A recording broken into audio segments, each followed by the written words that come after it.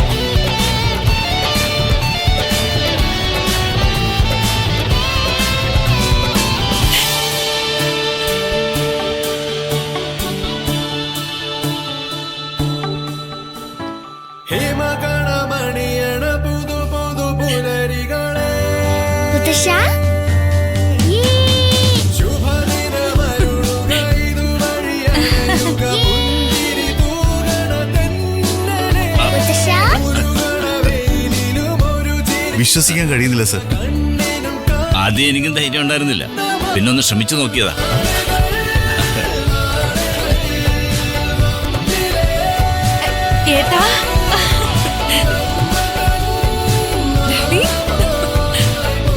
അയ്യോ ഏട്ടാ, ഞാൻ എന്താ ഈ കാണുന്നേ? എന്റെ ഏട്ടൻ എഴുന്നേറ്റ് നടന്നു. എന്റെ ഈശ്വര, എനിക്ക് വിശ്വസിക്കാൻ പറ്റുന്നില്ല. ഞാൻ സ്വപ്നമൊന്നും അല്ലല്ലോ കാണുന്നേ. ഇത് നമുക്ക് ആഘോഷിക്കണം. അയ്യോ ഡാഡി, ഇതിനൊക്കെ നന്ദി പറയേണ്ടത് ദേവികയോടാ.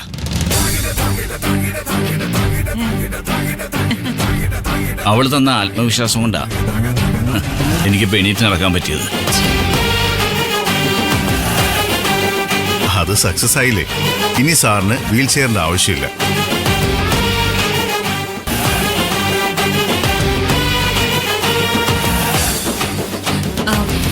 വാ ഡാഡി, അകത്തേക്ക് പോ. അകത്തേക്ക് കിടക്കാം. Daddy careful.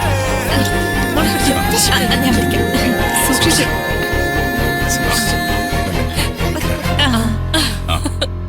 അതന്നെ.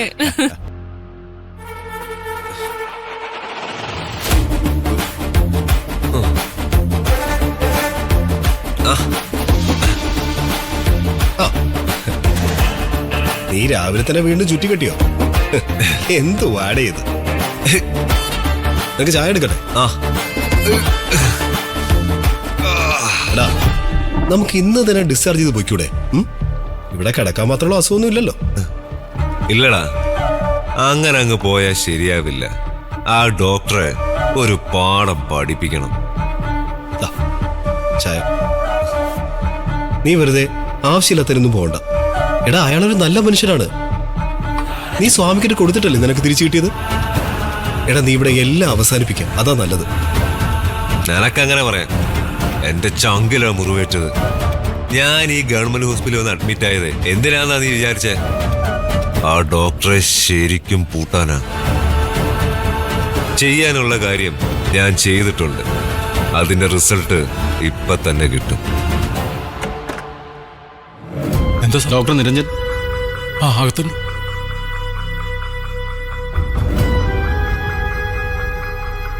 എന്താ സാർ ഈ വഴിക്ക്?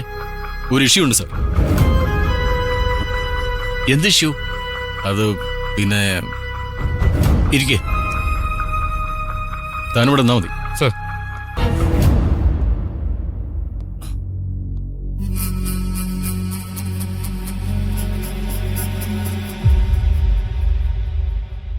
ഡോക്ടർ നിരഞ്ജനെ അറസ്റ്റ് ചെയ്യാനാണ് ഞാൻ വന്നത്.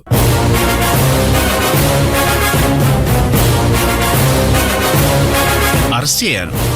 അതിന് നിരഞ്ജൻ എന്ത് ചെയ്തു? ശരത്ത് എന്നൊരാൾ കൊടുത്ത കേസാ. ഇന്നലെ രാത്രി ഡോക്ടർ ആക്രമിച്ചു കൊലപ്പെടുത്താൻ ശ്രമിച്ചു എന്നാണ് കേസ്.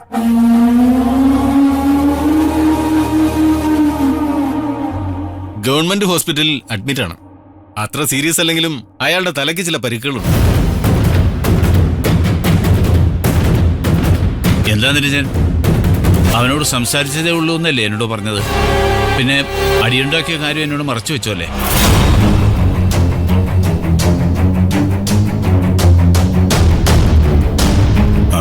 ഞാൻ അവനോട് സംസാരിച്ച് തീർക്കാൻ തന്നെ പോയത്. പക്ഷേ സംസാരത്തിനിടയിൽ എന്റെ കൺട്രോൾ പോയി.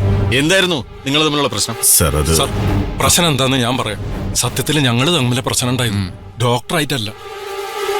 പക്ഷേ അയാൾ പോലീസിന് കൊടുത്ത മൊഴിയിൽ ഡോക്ടർ മാത്രമാണ് അയാളെ ആക്രമിച്ചു എന്നാണ് പറയുന്നത്.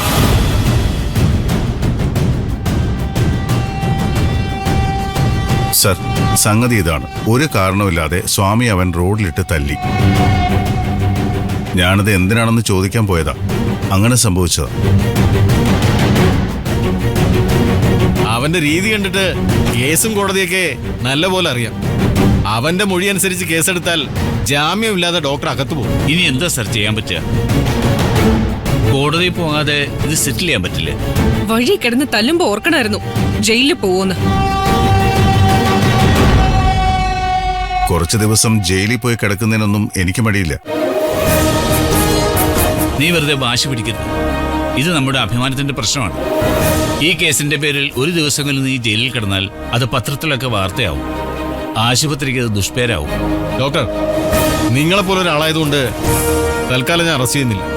പകരം നമുക്കൊരു ഒത്തുതീർപ്പിന് ശ്രമിച്ചു നോക്കാം. എന്താ ഡോക്ടർ, റെഡിയല്ലേ?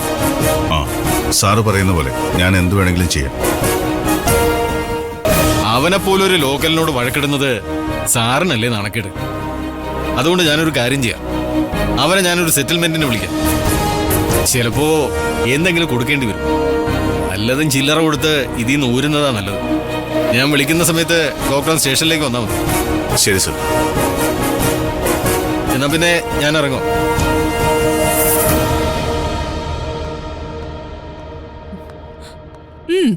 കൊള്ളാം. അവൾക്ക് വേണ്ടി ചോദിക്കാൻ പോയി ഇപ്പൊ കേസിൽ പ്രതിയുമായി. ഇപ്പൊ മരുമകനെ കുറിച്ച് ഓർത്ത് വലിയ അഭിമാനമായി കാണും അല്ലേ ഡാഡി? സ്വാമി ഒരാൾ തല്ലിയാൽ എനിക്കത് നോക്കി നിൽക്കാൻ പറ്റില്ല. അതിന് തിരിച്ചടി കൊടുത്തിരിക്കും, അത് ആരായിരുന്നാലും. അതിന് ഈ ഡോക്ടറുടെ സ്റ്റാറ്റസ് ഒന്നും എനിക്ക് പ്രശ്നമല്ല. നിന്നെ ഞാൻ കുറ്റം പറഞ്ഞതല്ല. സ്വാമി നമ്മുടെ സ്വന്തമാണ്. സ്വാമിയെ ആരെങ്കിലും എന്തെങ്കിലും ചെയ്താൽ നമ്മൾ ചോദിക്കണം. പക്ഷേ ഇപ്പൊ ഒരു കേസ് വരുന്നത് നമുക്ക് നല്ലതല്ല. അതുകൊണ്ട് നീ പോലീസ് സ്റ്റേഷനിൽ പോയി അത് ഒത്തുതീർപ്പാക്കണം. ഇതുവരെ നിന്റെ ഭാഗത്തു നിന്നും ഇങ്ങനൊരു പ്രശ്നം ഉണ്ടായിട്ടില്ല. അതുകൊണ്ടാ എനിക്കൊരു ടെൻഷൻ. ചില കാര്യങ്ങൾ എത്ര നിയന്ത്രിച്ചാലും നമ്മുടെ കയ്യിൽ നിൽക്കില്ല സർ. ഇതുപോലെ ചിലപ്പോൾ കൈവിട്ടു പോകും. സാറ് വിഷമിക്കേണ്ട. ഈ പ്രശ്നം എങ്ങനെ ഡീൽ ചെയ്യണമെന്ന് എനിക്കറിയാം. സാറിന്റെ അഭിമാനത്തിന് ഒരു കുഴപ്പവും സംഭവിക്കില്ല.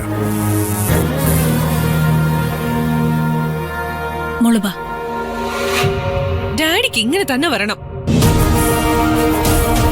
മരുമകനെ കുറിച്ച് ഓർത്ത് എന്തായിരുന്നു അഭിമാനം? ഇപ്പൊ എല്ലാം പോയില്ലേ? സ്വാമി നിരഞ്ജന സഹോദരനെ പോലെയാ. അയാൾക്ക് എന്തെങ്കിലും ഉണ്ടായ അവ സഹിക്കൂ. സാറ് വിഷമിക്കണ്ട, വേണമെങ്കിൽ ഞാൻ പോയി മാപ്പ് പറഞ്ഞോളാം. ഏയ്, അതിന്റെ ഒന്നും ആവശ്യമില്ല. തെറ്റ് ചെയ്തവരാണ് മാപ്പ് പറയേണ്ടത്. നീ ഇതെങ്ങോട്ടാ? എനിക്ക് ഒരാളെ ഒന്ന് കാണണം.